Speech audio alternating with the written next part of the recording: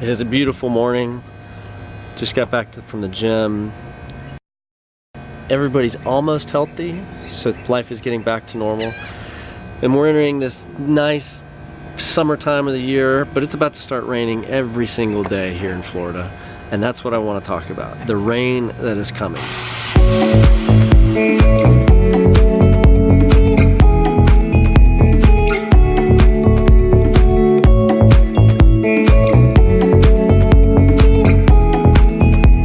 The kind of rain that I'm talking about is basically recession, right? So I don't have a crystal ball. I don't know when the next recession is going to happen, but I do know that we've been on a pretty good run for a pretty good while, and it's not going to last forever. And some of my clients are getting nervous.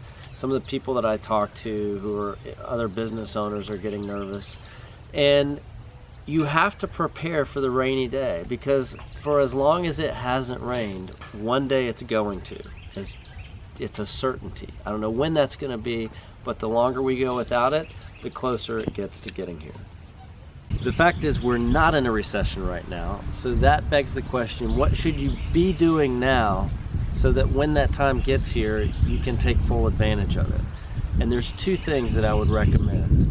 Number one is realize where you're at, like realize whether you're in a good spot now, because the fact that we're not in a recession means that you should be putting away excess cash and building cash reserves. It means you should be paying down debt. If you're not doing those two things, then you're going to be in a really sore spot when the next downturn gets here.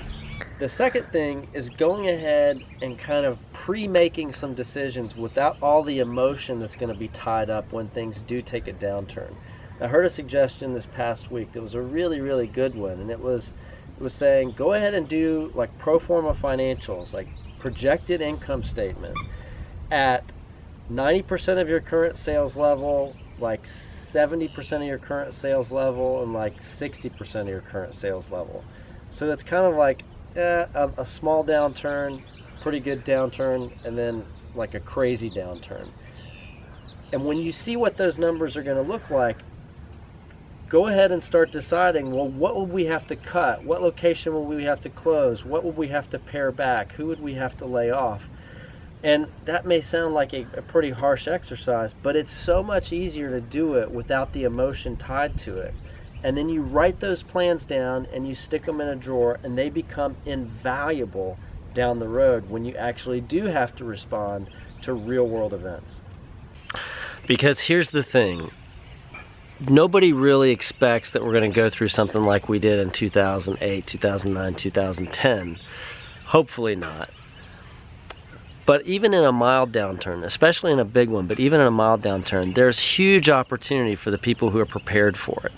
People who are not prepared give up an enormous amount of market share, and they give it up to the people who have built cash reserves, who have paid down debt, who have built the contingency plans and can make the decisions without emotion to adjust to the new reality.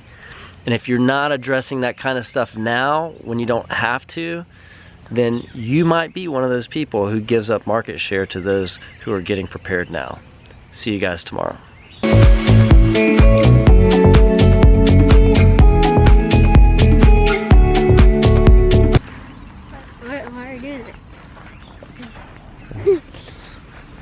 I gotta get footage of my cameraman for the credits.